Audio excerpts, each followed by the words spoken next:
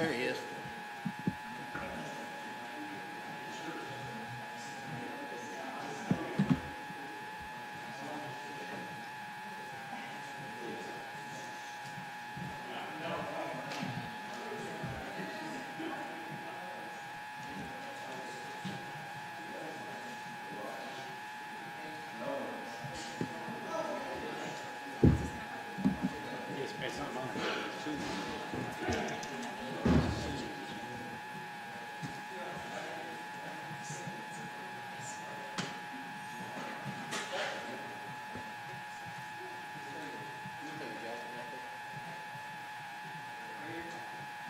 And then you sit right here with me. You get to come up here and sit up here with us. I'm good. You about ready, Lisa? Lisa? I don't. Okay. We are almost there. All right. You guys ready? Okay. Time is 6:30. We'll call this meeting to order. Before we do the invocation and the pledges, just because you see somebody sitting up here with me, he's kind of my mini-me, my shadow today. My first name's Keith. His first name's Keith. And he is shadowing me today to see what I do. So, just so you guys know, he's up here and he gets to sit up here and tell all his friends at school tomorrow that he gets to sit up there where the mayor sits, and all that'll be a cool experience for him. All right, Mr. Dahl, you want to lead us in the invocation? All right. Bow your heads, please. Lord, I'd like to pray for our country, as these times are very interesting and lots of things are happening. I pray for calm. I pray for resolve. I pray that our elected leaders make good, decisive decisions that help this country, help this city. I'd like to pray for law enforcement, our first responders, and our military. In our name we thanks. Amen. Amen. All right, Ms. Laura?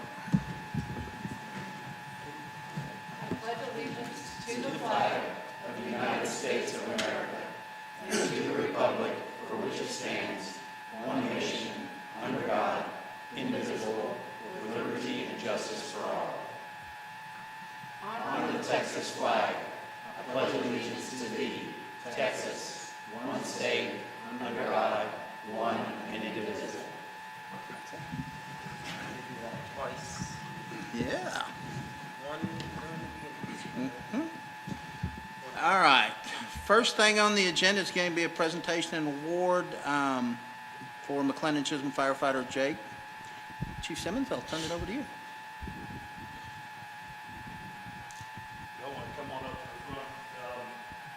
2 years now, this is our second year participating, right? Third year. 3 years ago, we were asked by the board to pick a public safety officer of the year. Of course, we were trying to pick a public safety officer of the year when it's funded to recruit one who's got something good. So last year, everybody knows last year was a little bit unique. From the way we get it done, we had some scheduling issues with that to go over to folks. So thankfully, they decided to come here with us for our council and our citizens to be able to receive this award. So I'm going to turn it over to Mark Cook and let him read off. You want me to read it? You read it, Robert. No, I'm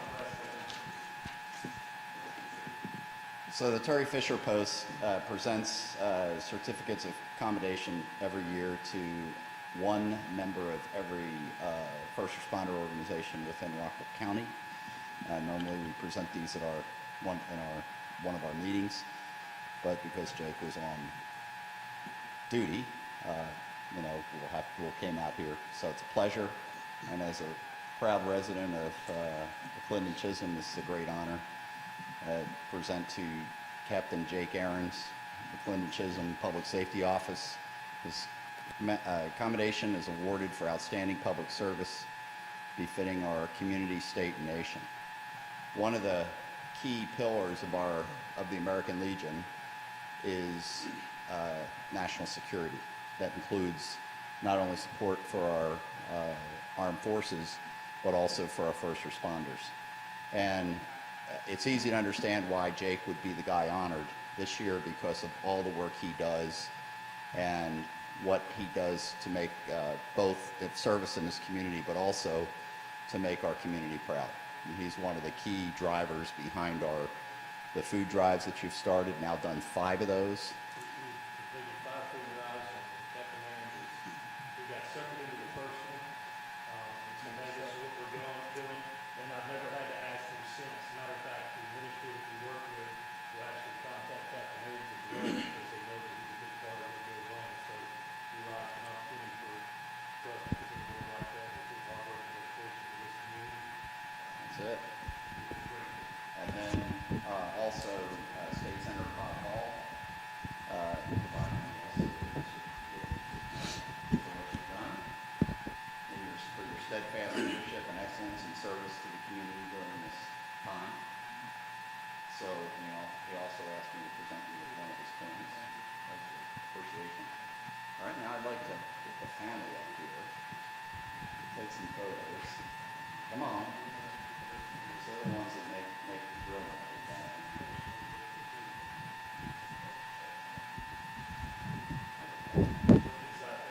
Come on over here. Come on over here. Okay, now we're going to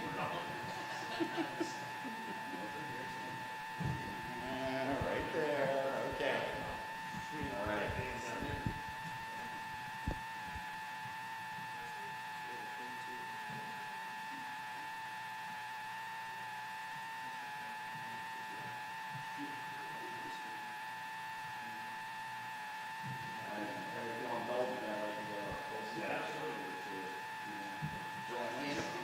You are a postman. Come on up here.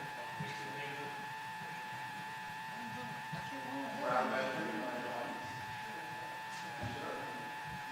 Come on, go.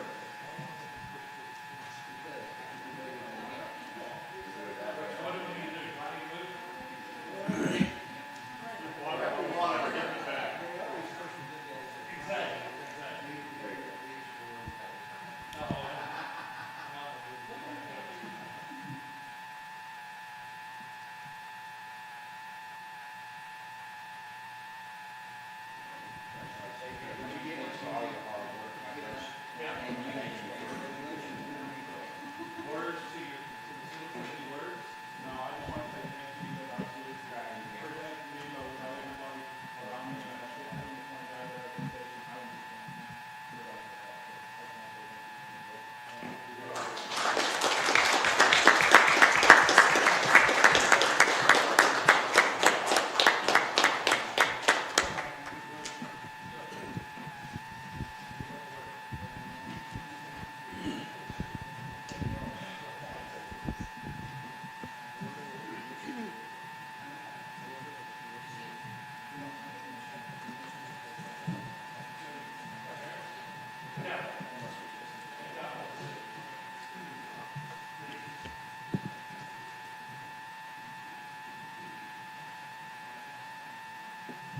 Are we good? Okay.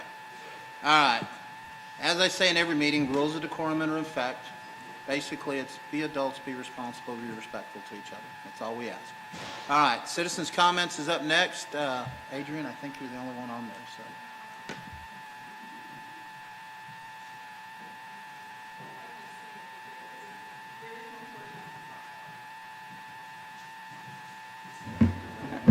Yeah, so you're just standing right here. Okay, first off, I'm Adrian Balcom, 1518 Forensic Court. I'm actually kind of a little bit emotional about it because Jake, he is definitely deserving for this award. Because whenever I had an incident at home, I cut myself with this stupid little Chinese thing, and it was like a blade thing on my hand, and he was able to, he came whenever I called, and actually, I called the fire chief, and he brought him over and stuff, and he was able to heal my hand together until I was able to get with my husband, who took like an hour to get from Dallas to take me to the closest ER that was here to be able to get stitched up. And so I just thank God for him, and because he was able to get me stabilized, and you are a person that if you saw the fire station in the back of the garage area, I'm so sorry, I cannot believe I'm being emotional about this, but he is, it's true about his leadership because he had ingenuity. He literally created this amazing contraption, and I don't even know what you call it, but it's to clean the uniforms. And he was very thoughtful about that. And I one of the things that I said specifically was that this man needs an award for being such a diligent, and he was thinking about others, and it was just amazing the mind that he has. And I'm just thankful that y'all awarded him tonight. So thank you. Thank you for your service. So.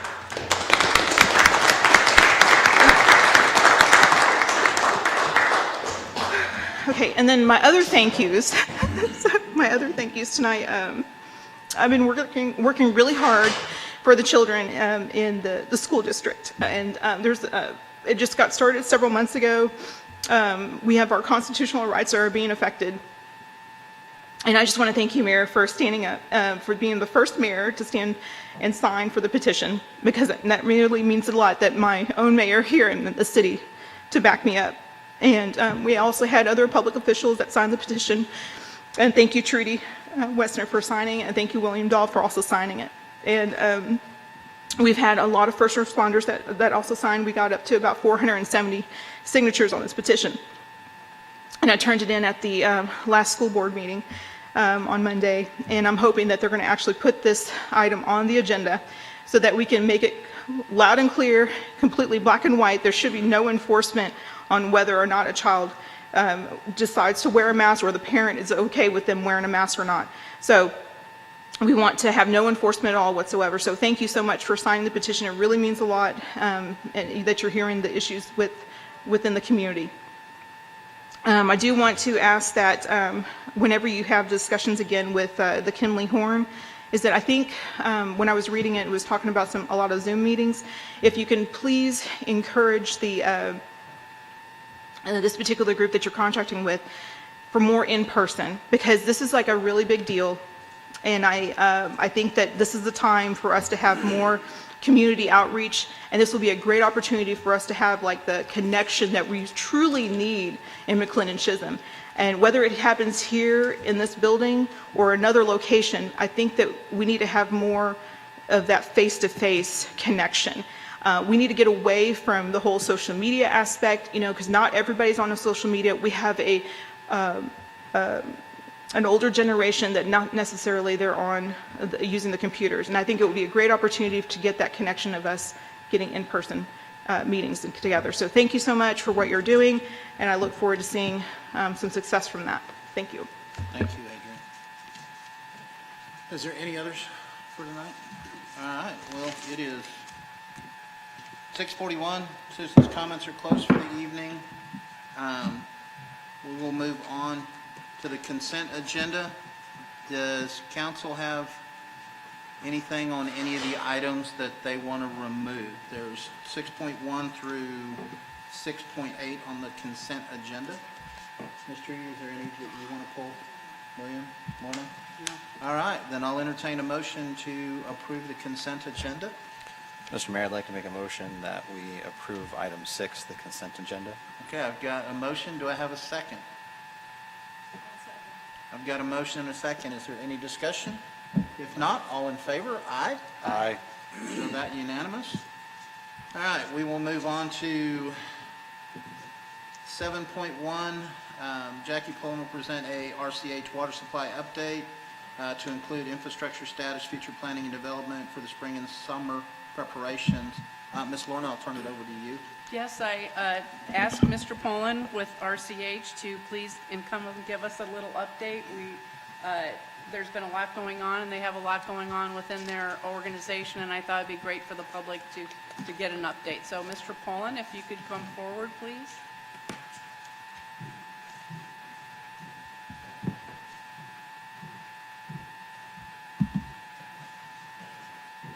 Push the button to turn one of those on for a computer.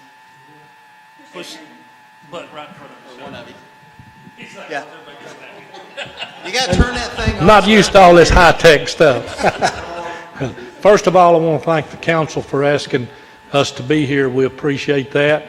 And next, I want to thank our veterans for y'all's service to our country. Thank y'all very much. My hat's off to you. Thank y'all. I guess everybody can kind of tell going down 205 that we've got a lot of pipe being placed in the ground. We're running a new 12-inch line from Pullen Road down to Sonoma Verde, and it will hook on to Sonoma Verde and go through Sonoma Verde and go over to League and Edwards Road, the intersection there, and then it goes down Edwards Road to 548, and that line is already in place, as well as the new line down League Road. Both of those are new 12-inch lines, and they're already fully charged and working. And so we ought to have all of the lines laid and in service within 30 to 45 days, depending on the weather. And some of that, where we're going through right now, we're having to bore a lot of driveways and we have a lot of other stuff in there, and we really have to watch what we're doing so we won't disturb any of the other utilities that are there. And also on the drawing board, we have we're fixed to put out for bid just as soon as the PSI work is done on the corner of League and Edwards Road for a new elevated storage facility, which will be 750,000 to 1 million gallons. We're wanting to, a lot of times if you build larger, you can get it less per gallon for storage cost. So that's what we're in the plan now. We'd already put it out for bid, but we had to go and get a PSI report. So we're waiting on that. And soon as the engineer gets all of the PSI reports on the soil there for the foundation, then it will be put out for bid. And we, as all of y'all know, probably know better than I do, but about all of the growth and the anticipated growth of McLendon-Chisholm area.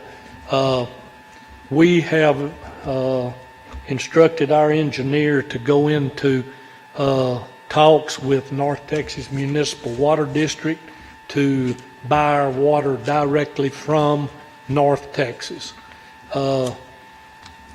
So we are going to explore that, and we've had a real good working relationship with the city of Rockwall, but still we need a source that would be unlimited and we could supply everyone. And far as whenever new additions come online, we have the developers put up money for our engineers to go in and look and design what they need if it meets our specifications as far as the infrastructure.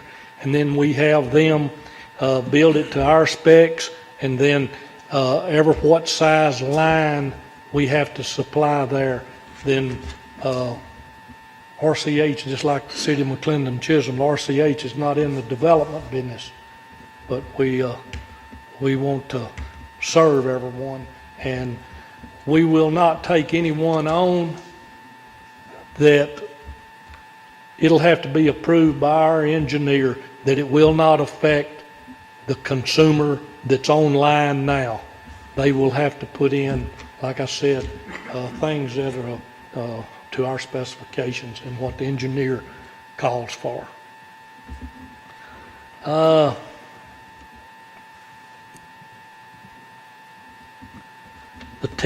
TCEQ, they will have to approve our storage facility. Anything we do like that, they have to look at our facility. But anyway, we're experiencing a lot of growing pains just as well as the community, but we're trying to stay ahead of the curve.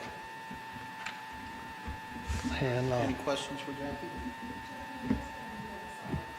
yes, we have a new website, and Steve's gonna talk to you a little bit about the website and explain some of the new features of it. They've got a lot of real good features on this new website, and our current rates are posted now. And, Mr. Pullen, how long do you think it would, before you know if you are going to be a water supplier and not go through Rockwall? What do you think the timeline is on that? Oh, working with North Texas municipal, yes.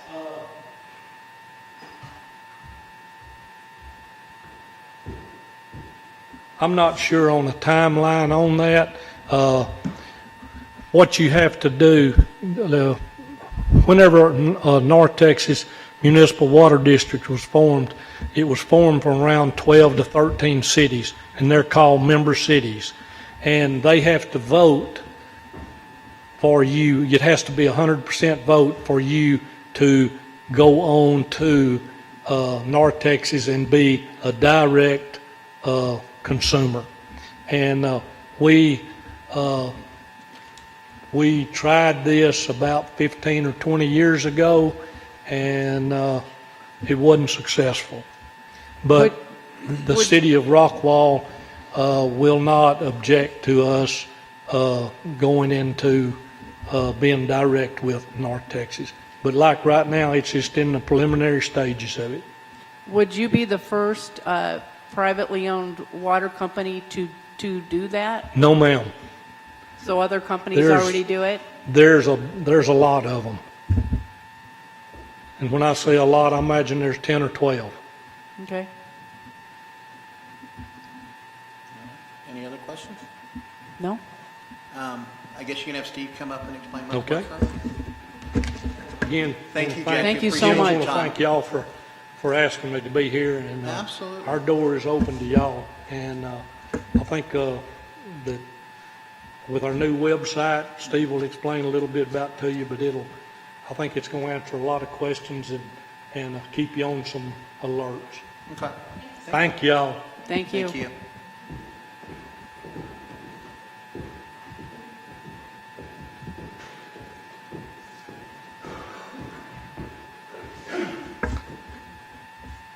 Good evening, y'all, and my name's Steve Hadfield. It's a pleasure to be here tonight as a member of the board of RCH Water.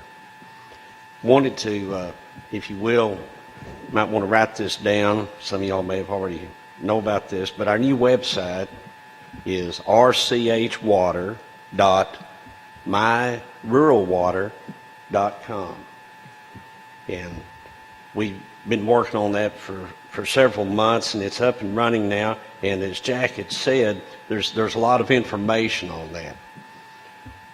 And you can get more information, and you can also be alerted to any problems that we have in the system by going onto that website and signing up. And that way you can be kept abreast of anything that happens with our system. Our water rates are listed. There's sign up for alerts. There's also water quality reports that are posted there. I think we do them.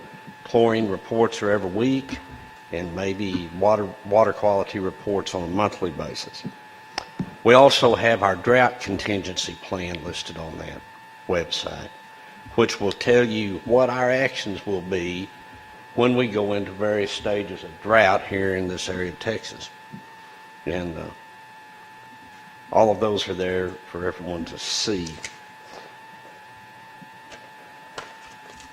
I also want to bring something else up. In your bill in the next few months, you'll receive a letter regarding backflow preventers on exterior landscape irrigation systems. Many people, sir? What is that? A backflow preventer, what that does is that protects the water supply. It's a valve that's hooked onto your irrigation system, and you're out there watering your yard, and you've got pets that are watering the yard too. you've got fertilizer and everything else. A backflow preventer stops the possibility of that contaminant flowing back into the potable water system of RCH. It's to protect everyone. Well, when you get a irrigation system put in, a lot of times the people installing it just do not put that backflow preventer in there. The state of Texas charges us as your water provider to make sure that our water system is protected, and part of that is for us to make sure that everyone who has an irrigation system on our system has a working and inspected backflow preventer. And when you mean irrigation, like sprinkler system Yes, in sir. my house? Yes, Or sir. my yard? That's exactly right. Just making sure. That is exactly right. And the state came down on us last year because they found several homes in the course of what transpired of the low water pressure down at High Point Lake. And they've come back to us and told us that we have to make sure that everybody, one, has this backflow preventer, and then secondly, that backflow preventer has to be inspected annually. Just as a lot of the folks here who are on septic systems and have to have their septic system, the city requires that be inspected on an annual basis, I believe. Well, we're going to have to request that everybody do that. This is not something RCH has come up with. It's a state regulation that we kind of have to enforce for. So there'll be a letter coming in your mail that will outline all of this, and there'll be a time frame to Who's get that going to do done. the enforcement of it? Ma'am, Who will be doing the enforcement and the inspection? each person is required and given the responsibility of hiring an inspector. We may be able to help you with that, but most people who install sprinkler systems do that, and there are also independent inspectors. We will try to give some, maybe, I don't know that we can put the name of inspectors out there, but we'll do everything we can within our abilities. And there, in that letter will be a time frame of how long you have? before Yes, sir. You have to have it in place? Yes, sir. Okay. So, yes, ma'am.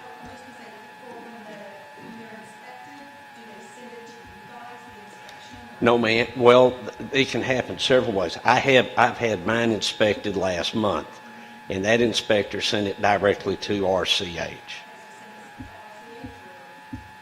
Ma'am? Yes. Yes.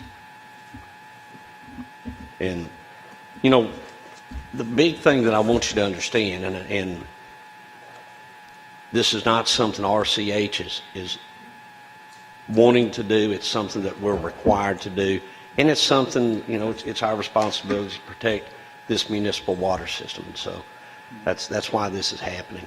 Now, is this, I know you said it's coming in the mail to us, so each individual that has an account with y'all is going to see this. Are you, with the new website, are you going to put something on the website as well that people understand that, hey, this is going to be a requirement, it's coming down from the state? Yes. Okay. And we'll elaborate it on there too. But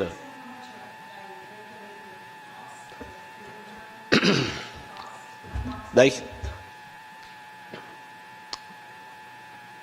can be expensive. Hard to say. I would be hard to say.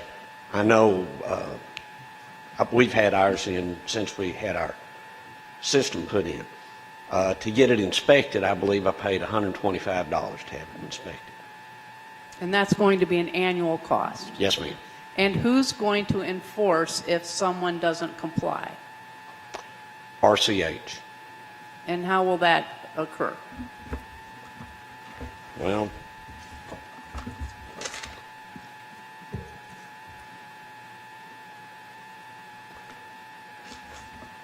we'd have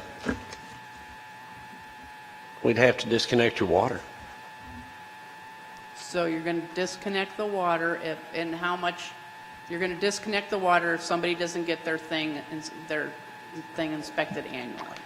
Understanding that we're only doing what the state requires us to do in a similar manner as the state requires the city to have on-site sewage facilities. No, we don't do inspected. that anymore. We don't have that rule in place anymore. At one time we did. Do other municipalities have these annual inspection requirements? As far as I know, they do. If it's from the state, they better, or they can jam up. If it's coming from the state, there's got to be regulations within the And you've city. got all the, in that letter that you're going to send, you're going to be citing all the laws. We'll give you chapter and verse on where it's at.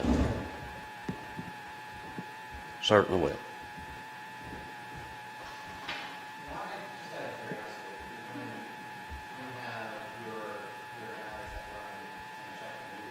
Mm-hmm.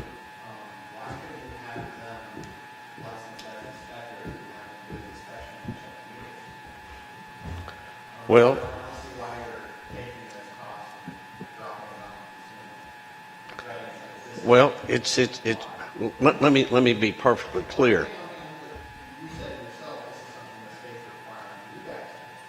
That is.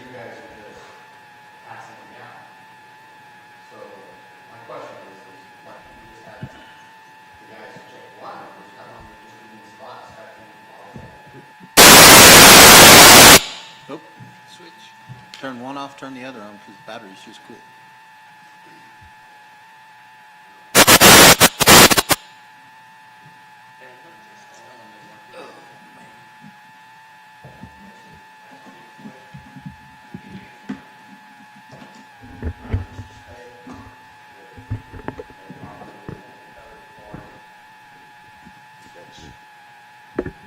Not associated with our water supply system to verify that,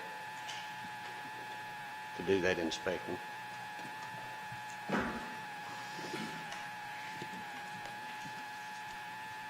All right, any other questions? For the link to the website, you said you can sign up for alerts, Yes, and that will alert you if you have a water issue, such as a boil notice, that kind of thing? that's exactly right. And you go to the rchwater.myruralwater.com to sign up for that? Yes, ma'am. Alert? So we'll probably put that link on our website too, so people will be able to get the link from that. Boy, we're doing good with batteries tonight. The information you're talking about that's going to come in the mail, is there a chance you can send that to the city so that we might also think about putting that on our city website so You they're bet. aware of it? Be glad to, I think.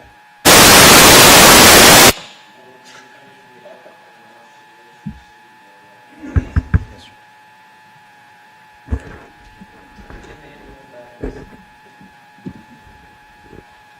Any other questions? I don't have any questions, Mr. Reed. No? William? Wanna? No, I think we're good, guys. Thank you so much for the Thank you all very presentation. much. Just one Yes, quick Jeff. thing here. Just like today, Uh-huh. we pumped 849,000 gallons of water today in a 24-hour period. We I check didn't take it, a long shower today, I promise. but during the months of June, July, and August, the high deal, we had been pumping way when 2.3 million to 2.5 million gallons per day. And all of that, the biggest majority of that goes on lawns. Yes. And it's very, very important that you can look, like we said, we have a plan that will tell you how to conserve water on our website, but also the AgriLife Extension Service has a real good program for water conservation, as well as North Texas. And you know, this northeast Texas area, it's the largest growth area there is in the state. And, you know, as time goes on, water's going to become more of an issue, and we all have to conserve.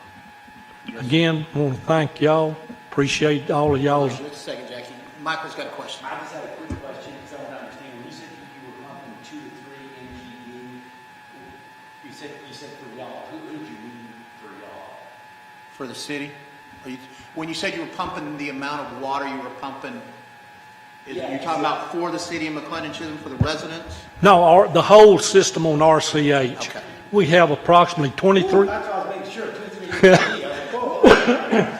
We have approximately 2,300 consumers, and but anyway. I just want to make sure I understood. Thank you. All righty. Thank you so Appreciate much, y'all. Jackie. Thank y'all. Thank Steve, you. appreciate you being here, guys. Yes. All right, we will move on to the next thing. It's going to be an update regarding the status of the fire station with our project manager, Sean. Thank you, Mr. Mayor, fellow council members. Good evening. As you can see from the last meeting till now, we've actually poured the slab. It went really well. They did a great job. The cuts came in, the control joints came in good. We only had one little crack, which is pretty good. We are still, we actually did, or will be executing our first change order on the project. It will be hitting the contingency, which is what we brought to the board last time, which was the new pavement out here in the front that was approved. So we have planned that to kind of coordinate starting after the elections are over, so we don't kind of mess up the lanes out there and everything else. So that will be happening. And then also I had a meeting with Chief earlier today, which regarding budgets, and we're, as you guys can see, the budget in front of you, we're still on budget. We're tracking okay there.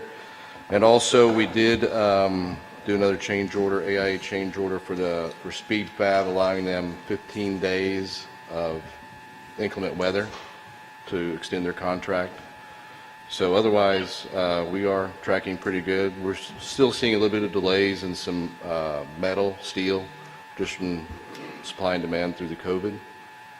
But we should start seeing framing about the second week of May going on up out there. Any questions? No, thank you. No. All righty, thank you. Quick one. Thanks, buddy. Appreciate you. Next one. Are you done now? Yeah. All right, we're going to move to 7.3, discussion and action regarding request by Chad Prince for a final plat of Chad Prince Addition to include one residential lot on 2.5 acres located in both Rockwall and Kaufman counties and in McLendon-Chisholm extraterritorial jurisdiction, or ETJ. Mr. Coker? Mayor, the Planning and Zoning Commission considered this application at their last meeting and has recommended approval subject to a couple of corrections to the plat which have been made. And should the council accept this recommendation from the Planning and Zoning Commission, this is ready to get it signed and recorded. Okay. One other thing, Mayor. Yes. They have also dedicated a sufficient right-of-way to widen cornstalk when it's time to the recommended width for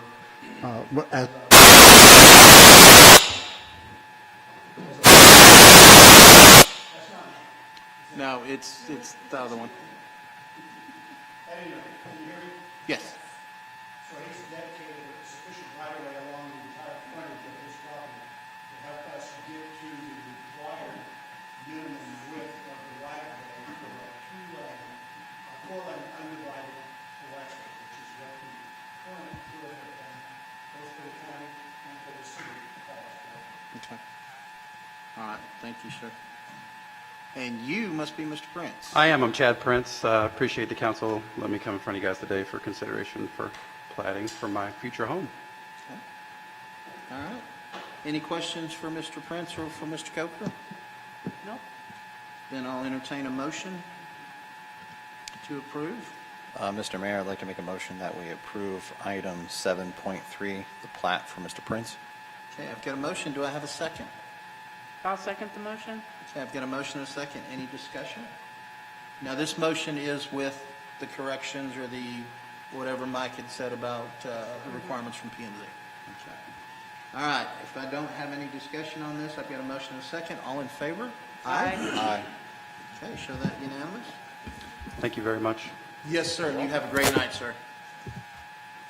All right, 7.4, discussion and action regarding an application by Stephen Davis representing Land Solutions SV LLC for primary plat approval of Sonoma Verde Phase 3, consisting of 57.4187 acres of land to include 169 residential lots and 4 open space lots generally located southeast of Highway 205 and League Road. Mr. Coker? The staff recommendation to the planning and zoning commission is for approval, subject to a couple of things that the city engineer wanted. Okay. The applicant in this case has conformed to the request of the city engineer, and the planning and zoning commission is recommending approval of the city. All right. Any questions for Mr. Coker? All right, I'll entertain a motion to approve. Mr. Mayor, I'd like to make a motion that we approve item 7.4, Sonoma Verde Phase 3, with the corrections for the engineer. Okay, I've got a motion. Do I have a second? I've got a motion and a second. Is there any discussion on it? If not, all in favor? Aye. Aye. Show that unanimous. All right, 7.5, discussion and action regarding a request by Stephen Davis representing Land Solutions SV LLC for final plat approval for Sonoma Verde Phase 4C, which is 29.703 acres consisting of 43 residential lots and 2 open space lots generally located southeast of Highway 205 and League Road. Mr. Coker? Mr. Mayor, likewise, this case was considered by the planning and zoning commission at their last regularly scheduled meeting. And the city engineer had a couple of minor modifications that he requested. They have complied with those requests, and the planning and zoning commission has recommended approval. Okay. I'll entertain a motion. Mr. Mayor, I'd like to make a motion that we approve item 7.5, Sonoma Verde Phase 4C plat with the engineering recommendations given. All right, I've got a motion. Do I have a second? I'll second the motion. Okay, I've got a motion and a second. Any discussion? All in favor? Aye. Aye. Show that unanimous. 7.6.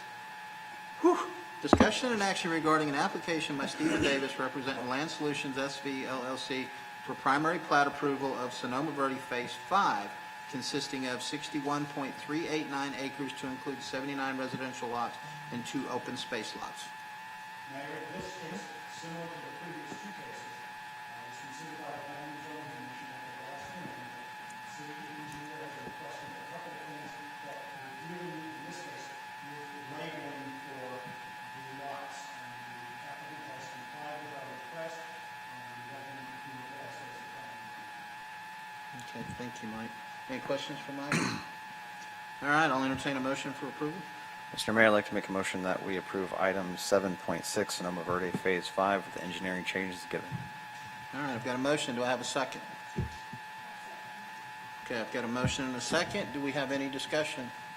If not, all in favor? Aye. Aye. Show that one unanimous. All right, 7.7, discussion and action regarding a request for final plat approval for McLendon-Chisholm Municipal Addition consisting of 15.008 acres to include 4 city-owned lots. Right? Mayor, this final plat is a little bit different than the previously approved final plat. We had a final plat approved, not recorded, 2 or 3 years ago. And as a result of that, we have a requirement in our code that if we don't record it within a year, we have to basically start over. Gotcha. So what we have to do as the city, because we've got a fire station in construction, we submitted a new final plat. We consolidated the preliminary and final because we can do that according to our regulations. And actually, we have a much better plat now because it has recorded filings and 4 separate lots as compared to the 1 large lot that we had to start with. It defines the city hall site. It defines the public safety facility site. And it provides 2 additional opportunities for either civic development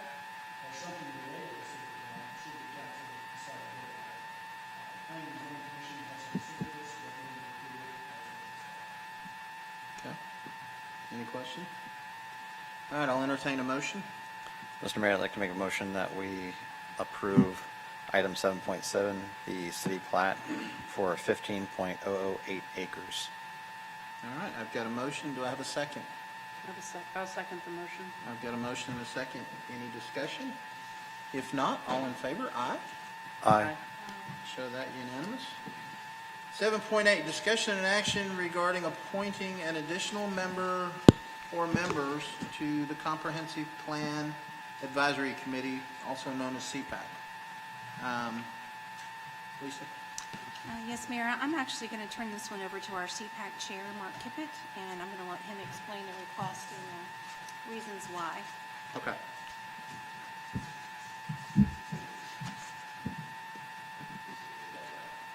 Mark Kipphut, 31 Fireside. It's my great honor to lead the cpac, and I thank the council for the trust and confidence you installed in me. I'll give you, on the next item, I'll give you some more updates, but the long story short is one of our members is unable to serve due to family commitments. So she has withdrawn her name from the committee. So since the council had appointed 13, the question before council is adding another individual to the committee. And I know the committee is firmly in agreement that that's a good approach. And as chairman, I would ask that you add someone to the authorized addition to the committee. And I guess I would request you just let me handle the identification of the individual unless you have a specific request. Any questions for Mark on that? I'm sorry? 12 right now. We said 9 to 13, but what we've done is identified, we have good cross-section from across the city, and we are meeting weekly, as you'll hear in the next meeting, next item. And we're also engaging in a number of face-to-face public forums in as many neighborhoods as we can. So there's certainly enough work to go around, and more hands makes it a little easier. All right. I'll entertain a motion from council on this one. Mr. Mayor, regarding item 7.8, for the council to appoint an additional member to the cpac committee. Okay. Do I have a second? Sorry. I'll second the motion. I've got a motion and a second. Do we have any other discussion on it? Yeah, Mr. Mayor, I got a question. Should we send out an additional application time frame for anybody additional to the original application if they wanted to participate, or are we going to be picking from the original application pool? Do we have any more left in the application pool? There are a few names that were left from the original, and I would suggest that you just pull from that original list. And due to time constraints, I would suggest that you just allow your existing committee members select, or your chair select.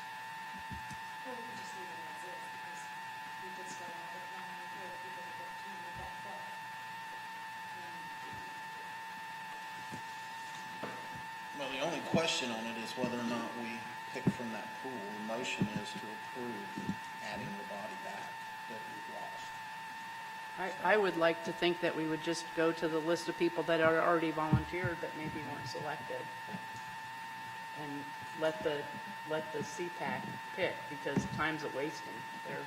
They're meeting weekly. And you still have extra applications that We weren't do have. selected originally. I'm That good would with just be my thought. I'm good with that. Okay, well then, the motion is out there, so it's all in favor? Aye. Aye. Okay, all opposed? Okay. 2-1. But we'll move forward with looking at what we have left in the application pool, or the applicants that did for that particular committee. moving on to 7.9, discussion and action to consider amendment 2021-01 to the agreement between the City of McLendon-Chisholm and Kimberly Horn, Inc., dated March 12, 2021, and for additional services related to the comprehensive plan update in an amount not to exceed $6,950. Ms. Lisa? Yes, Mayor. The original contract approved was for $65,000, as you might remember. After several discussions with Kimberly Horn, after meeting with council, meeting with P&Z, and first meeting with cpac, it was determined that we might have overlooked a few things that could really benefit our city. And one of those is a few additional stakeholder interviews. We're looking for probably 3 of those. And the other is a focus group dedicated to looking at 205 corridor and how that affects our city. And then the last one would be for adding an additional forum, community forum, either digital or in person. And I'd also like to ask if our cpac Chair, Mark Kipphut, would approach and give his recommendations from his last meeting with the committee. Now, Mark, before you start giving that recommendation, when she talks about this additional forum or meeting, is that you can either attend virtually and in person at the same time, or is it going to be one or the other?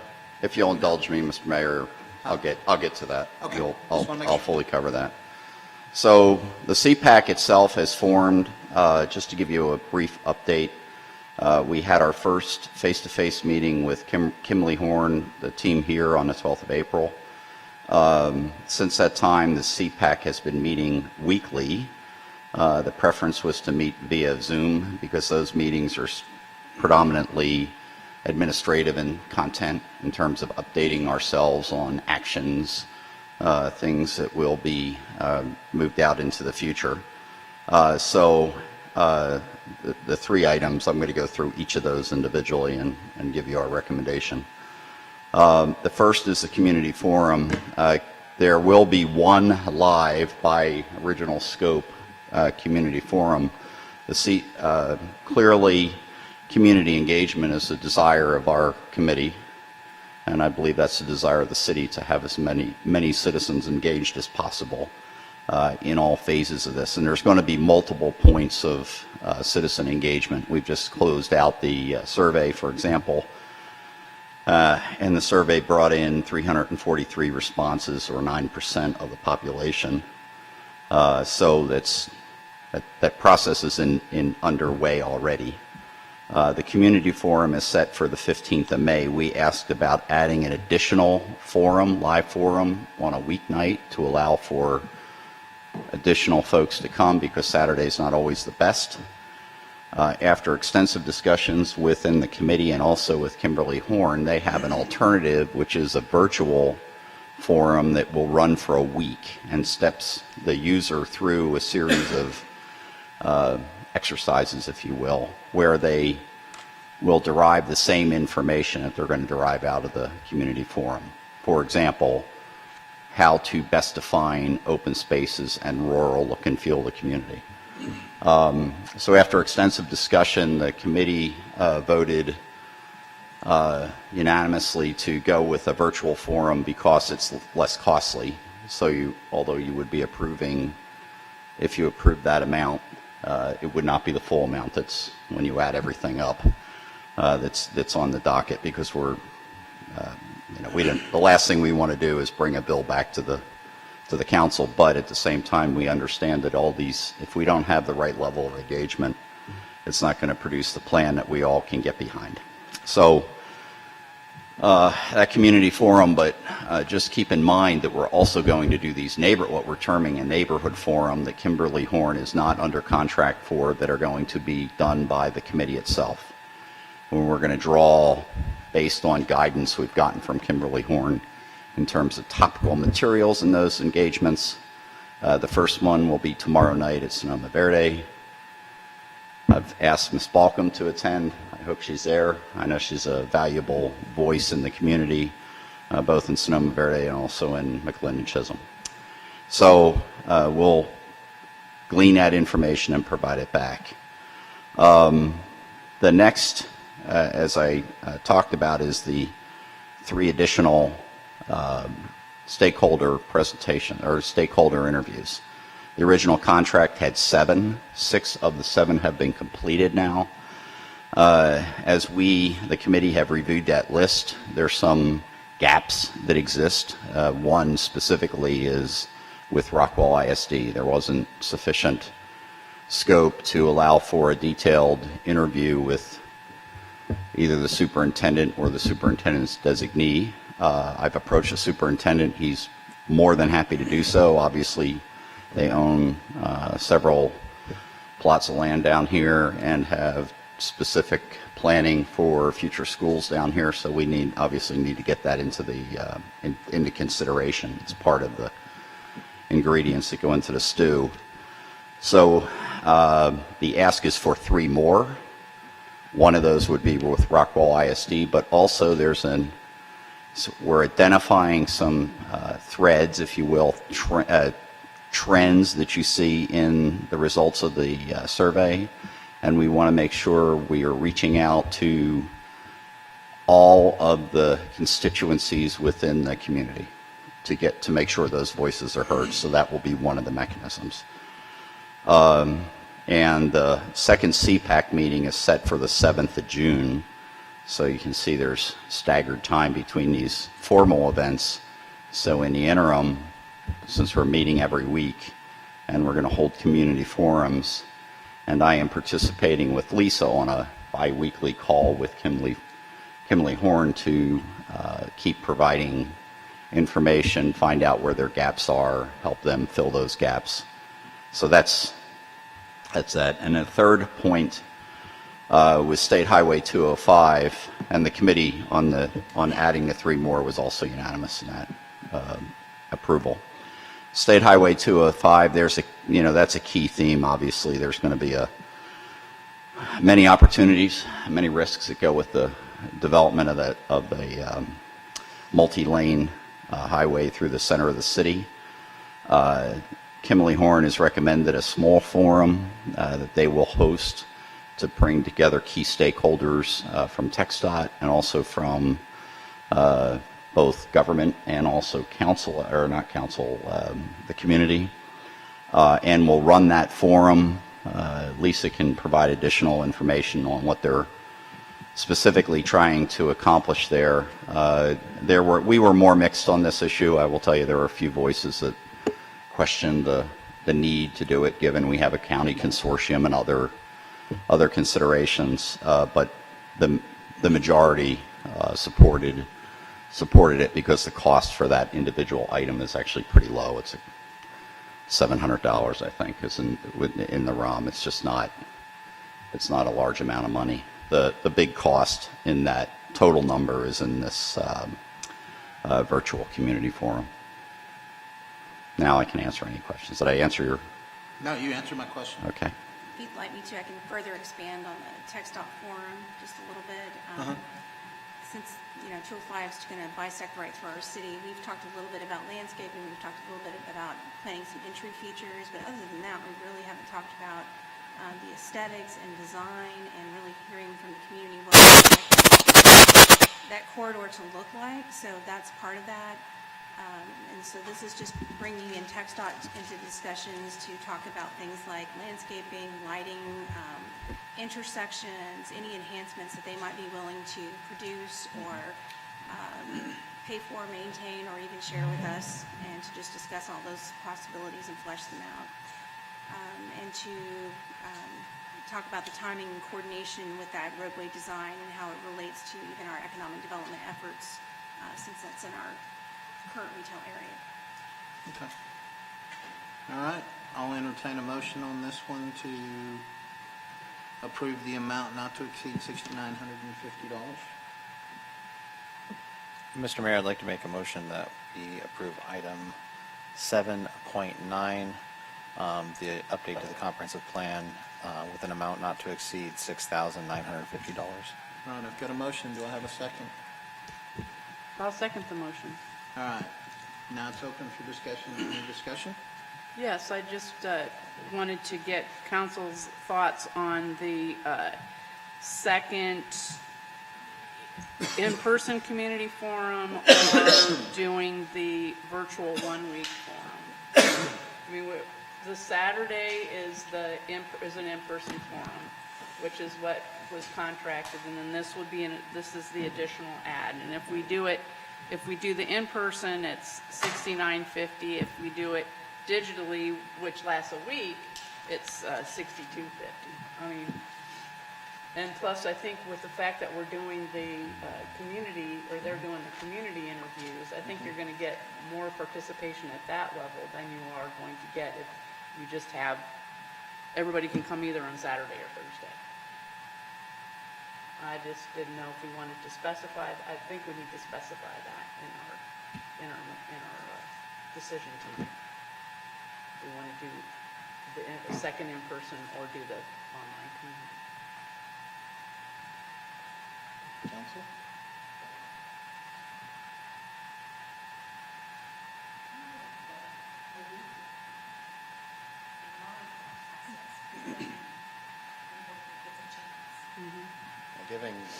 Giving the community engagement more time to actually participate, because I mean, people have, on specific days, people have other engagements that they're tied to and they can't participate and they want to participate.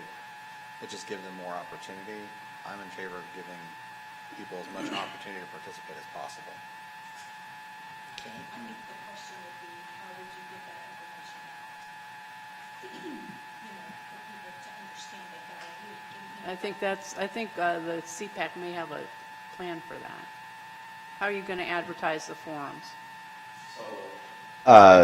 Great question. What we're doing right now is for each of our neighborhood forums, we're doing as much push as we can within each of those areas. Again, Sonoma Verde was an easy start because there's a community newsletter plus our Facebook page and then word of mouth. But what we're planning to do is since we're scattered around the city, also push as a word of mouth and then obviously social media, as well as through the city website. It will be there will be, get the word out, I think, amply. Sure, yeah. I mean, that's what we did with Sonoma Verde, so that would certainly be for those HOAs that have an active website. Not all do, but certainly we would get as much push out there. And then that's, since we have a lot of folks that live in varying HOAs, that will be a push to get out.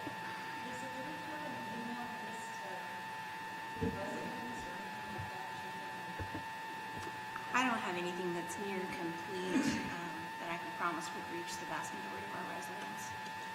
I'm hoping with the new website launch, which I hope to have ready for review at the next meeting, that we can kind of talk about how we can get more people to sign on for things like that. But at the moment, we don't. I think between now and the next meeting, if this is approved, we would probably pin down those dates for that digital forum for that window, and we can announce that at the next meeting for sure. And then we could start pushing that word out.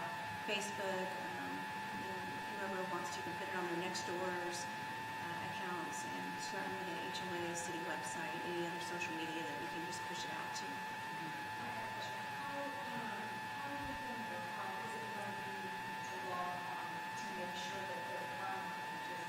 Well, so I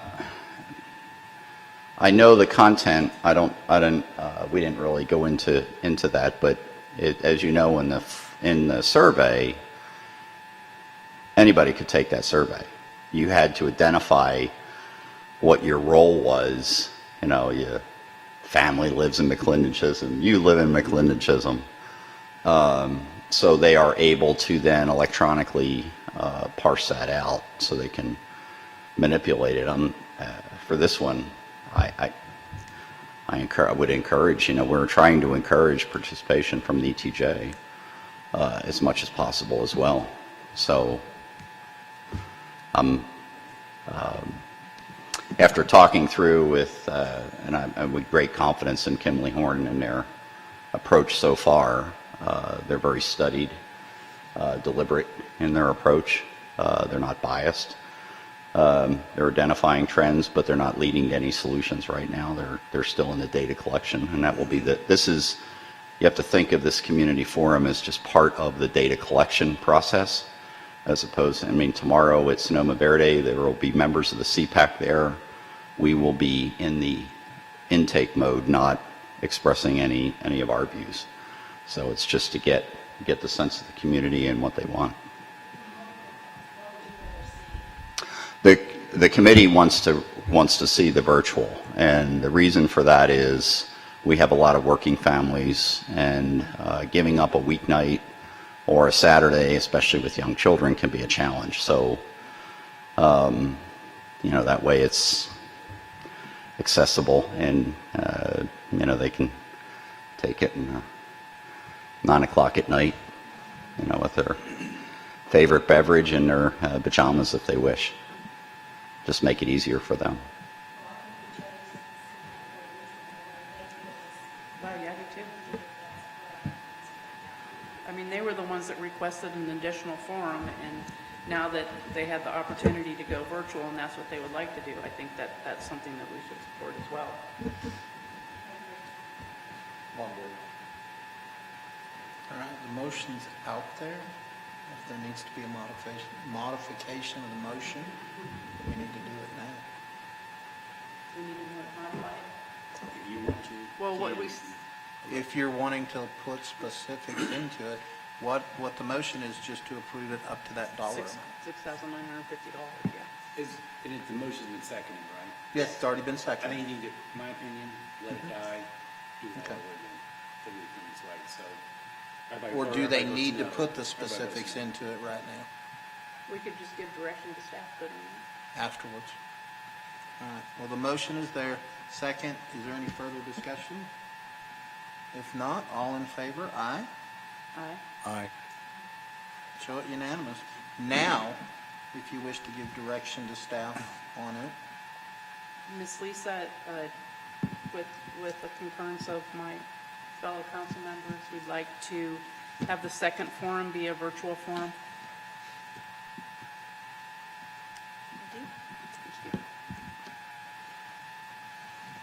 now, one of the things, guys, and I know we're fixing to go into the budget, but one of the things we need to start thinking about, and it's something that escaped me, I didn't know it existed, but there's a thing called that every door direct mail now that the post office can send out. So there's always ways to communicate with everybody using that feature. Yes, ma'am, go ahead.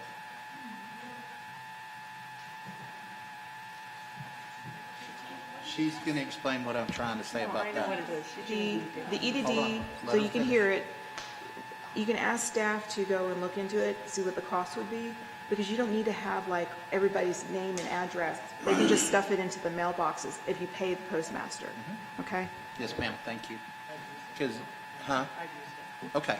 I've never used it, and there were some questions over the last week about the legality of stuff that was being mailed out, and was not aware that the post office now does that feature. So you're saying, It's another way to get information out to all the people because they can mail for a whole area. but are you saying that we pay for that, or is included in the? Don't know, I'm just saying it's another ability out there. All right, 7.10, discussion and action regarding consideration of a resolution revising the city's fund balance policy and allocation of funds to proposed and existing fund balance reserves. Ms. Lisa? Yes, Mayor. 710 and 711 are tied together, so Okay. if 710 does not pass for some reason, we probably need to scrap 711 for tonight. Yes, But ma'am.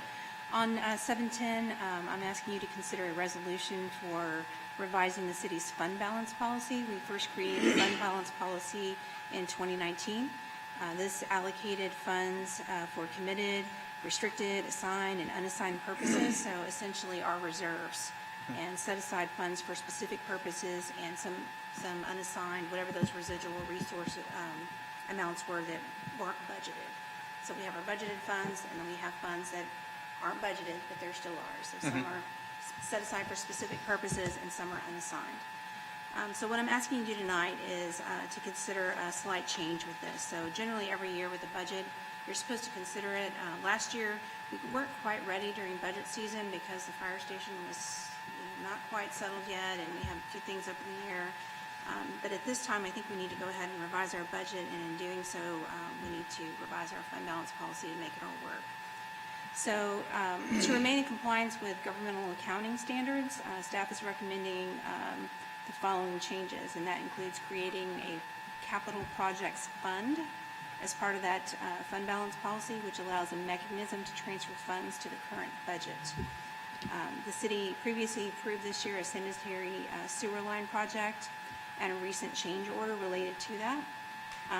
Since there was not an existing capital projects fund at the time, the budget was amended, the first budget amendment, to show the general fund absorbing the complete costs of that sewer line. This change will allow for the proposed budget amendment to show a transfer from that capital projects fund. And so that way your general fund isn't hit, and you'll end up being more revenue neutral rather than having a deficit. And I'll kind of explain that more when we get into the budget amendment itself.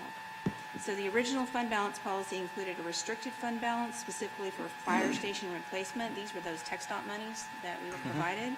We just sort of set them aside in a separate fund, so don't touch them for any other purpose. This was created prior to selecting a design build team, prior to even deciding on what that budget was going to be. So now that all of that is established and construction is well underway, most of those funds have already been transferred to the current budget that we need. So barring any additional changes, we've already put those funds in the budget. So any remaining funds, once the project is complete, would remain in the public safety capital fund. So we did have a public safety capital fund, which is still there. That included money for fire engines or any other type of capital items, long-term items that public safety would need. So that'll remain, and any residual funds that, TxDOT monies that weren't used or might not be used can fall back into this fund. But at the time being, so we're asking for a capital projects fund to exist. So total recommendation is amend the fund balance policy by resolution to accomplish the following: add a debt service principal and interest as a restricted fund. That's just something we overlooked. Debt service payments are always restricted. That portion that when you approve your tax rate, a little portion of it is debt service. The other portion is for your operating expenses and maintenance. So this just kind of formally says you can't spend on anything else. You can't do it anyway because it's against the law. That it formally restricts that. And then it creates that capital projects fund. It's not specific to public safety, but any long-term capital project that's going to be over a year, governmental accounting standards say needs to come from the capital projects fund. So it just kind of cleans up your budget, it makes it tidy, and it also makes us compliant with all the governmental accounting standards. All right, I'll entertain a motion revising the city's fund balance policy and allocation of funds for proposed existing fund balance reserve. Mr. Mayor, I'd like to make a motion that we approve item 7.10, action to approve additional balance fund policies. Okay, I've got a motion. Do I have a second? I'll second the motion. I've got a motion and a second. Any discussion? No. If not, No. If not, all in favor? Aye. Aye. Aye. All right, show that unanimous. Now moving on to 7.11, discussion and action regarding an ordinance amending. Lisa? Yes, sir. So in your packet, if you haven't refreshed it in the last few days, go ahead and refresh it. I did update the exhibit, and that is because we had another deposit into the Sonoma Verde Roads Fund, and so I just updated that, and that's the only change in there. So I'm going to walk you through the budget amendment from the start to the finish. The first portion of the budget amendment, the first page is just a cover page. It just shows the various funds and their amounts at the beginning of the year, what we budgeted, expenditures, anything we transferred in or out, and then that budget that we anticipated being the balance at the end of the year. So if you go down to, there are some notes at the end of this, page 4. You'll see budget amendment number 1, and there's some footnotes, and then budget amendment number 2. I'll kind of walk you through what all those are. And then throughout the document, you'll see the little numbers there and what they correspond to. So for budget amendment number 1, this is just already on here just as a reference. This was already approved, I believe it was in December, and it's just shown here so you can see what we've already done. That included the sewer line expense of $328,647, going from the general fund, and we put it into the utility fund at that time. It also included the request for Chief Simmons air bottles that came out of the fire capital fund. And then the software that we requested, the budget software, code enforcement, and the building permit software. And that was added to the capital operating expenditures. So that was the first one that we did. On the second one, it's a little bit of cleanup, and it's also approving, formally approving with the ordinance, the items that you've already approved for expenditures. So the first budget amendment left you with a deficit with that sewer line in the general fund of $343,887. Proposed budget amendment number 2 shows expenditures approved since the first budget amendment, and then it reclassifies some of these expenses so they're more transparent and compliant with these governmental and accounting standards. So on number 4, the first one for this budget amendment, this is neutral. It doesn't do anything except it reclassifies the software expenditure that we did in budget amendment number 1 from the capital operating to line 619 software subscriptions. So we really shouldn't have put it in the capital operating because this is not a one-time purchase on the software. It's really a subscription that we would use every year. So it's code enforcement software, budgeting software, so there would be an ongoing fee for it each year. So it's not really, if it was a one-time fee, it would be better in capital, but after relooking at that, we think it better fits into the subscription software, so we're going to pull it out of capital and put it into the line 619 software subscriptions. On number 5, all we did here is we just readjusted this a little bit to kind of just make this more transparent, and this removes code enforcement salary from the administration salaries. We had them lumped together. And so you had the salary, and then you had the benefits and payroll expenses, and we moved those to operating expenditures. So we moved it from line 60601, 60609, 60622, and we moved it to the operating expenditures line 412 in the budget. And we also added, that includes our code enforcement officer's salary, benefits. He works 25 hours a week, and he also gets some benefits. And we included a small expense amount. So when we approved his hiring, we did not actually approve an expense amount. So he has, so far, fairly minor, but we just had this cleanup event. There were some expenses associated with that. We anticipate there'll be a few more for the rest of the year. He's got some postage expenses when he sends out letters. The 4383 is really just an estimate at this point, but we needed to give him some kind of operating expense. We needed to put it somewhere, so that's what that does. So his salary and that operating expense amount to $30,000. Okay. On footnote 6, once the budget for the fire station was established, we were transferring funds to the general fund. You can see that on page 4 of the original budget column. Now with the fund balance change just approved, creating the new capital project fund, we're now showing the expense as a capital project expense, since this is a capital improvement project. It's a long-term building.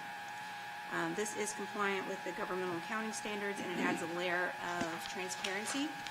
So you can see exactly in the new budget or the amendment where that money is coming from and what it's used for, and it doesn't get muddled in with the general fund. It doesn't just sort of get buried in there as a number. You can see clearly what the money is used for. And 7 is the same thing, only it's the sewer money. You can just see that it was a capital projects, and it's not muddled in, or it doesn't muddy the waters with the general fund. 8 originally was a placeholder of $25,000 for the audio-visual equipment upgrades. We didn't really know how much that was going to cost us. So this amendment it adds the difference, which was $17,280 for that amount for all of the upgrades that we're currently waiting on. 9, this is an added amount of revenue. This is a little one-time windfall that we get. With the last Sonoma Verde bond issuance, the development agreement calls for 2% of the bond proceeds to come back to the city. So That added $118,000 to the general fund, so that was a great thing. 10 shows a transfer from a capital fund of $410,465. This includes this is the money for the new fire truck that was ordered. And it also lumped in the air bottle purchases, so it just shows a transfer from capital fund. That truck amount is actually the truck amount plus the loose equipment on the truck, so that's why it's 400. So I think it was 380 and some change plus the loose equipment. So that fire truck purchase was the new one. Fire engine repairs, that was the damage from the storm. The repair bill was almost $15,000, so we just rounded this to 15. 12, the city used a placeholder number for the comp plan update in the original budget of $25,000. That amount ended up being approved was $65,000, and the $46,950 that's in this budget represents the difference plus the amount that was proposed tonight. We just assumed that it would be approved. We could have amended it if not. So that was that $46,950 includes the amended contract as you just did. 13, there was a transfer from unassigned fund balance to cover the remaining deficit. So after that sewer line and these expenditures, there was still a deficit of $50,835. So we transferred that from unassigned fund balance, your savings, and that brought your surplus deficit to 0. So you now have a balanced budget. We expect the budget because the revenue is coming in. We budget conservatively for revenue, and the March budget report shows that building permit revenue is coming in higher than expected, sales tax is coming in higher, development revenue is coming in faster, and then you had your windfall of the 2% from the bond sales. We still expect that we're going to have a surplus actually at the end of the year. So even though we budgeted it as a 0 balance, we expect that we'll have a surplus at the end of the year. So that is all of it as far as what we're proposing. So this cleans it up, and this includes all of the changes that we've made this budget year. All right. Then I'll entertain a motion regarding the ordinance amending the current budget for 2020 to 2021 fiscal budget year. Mr. Mayor, I make a motion to approve the ordinance amending the current 2020 to 2021 fiscal year budget. All right, I've got a motion. Do I have a second? Second, Mr. Mayor. All right, any discussion on it? If not, all in favor? Aye? Aye. Aye. All right, that is finished. Now, I'm going to put both of these together, 8.1 and 8.2, adjourn into executive session, closed meeting in accordance with Texas Government Code 551.074A1, personal matters, deliberate appointment, employment, evaluation, reassignment, duties, discipline, or dismissal of a public officer or employee, city administrator, employment agreement. 8.2, adjourn to executive session, closed meeting in accordance with Texas Government Code 551.074A1, personal matters, deliberate the appointment, employment, evaluation, reassignment, duties, discipline, or dismissal of a public officer or employee concerning the city secretary's review. The time is now 7:52. We are in executive session. If you guys want to go in there, I'll be just a minute, and then I'll be in there. You can start without me. All right, you get to go with me. Huh? No, we're going to be inside. We're going to actually go back to my office in just a second. Because you did.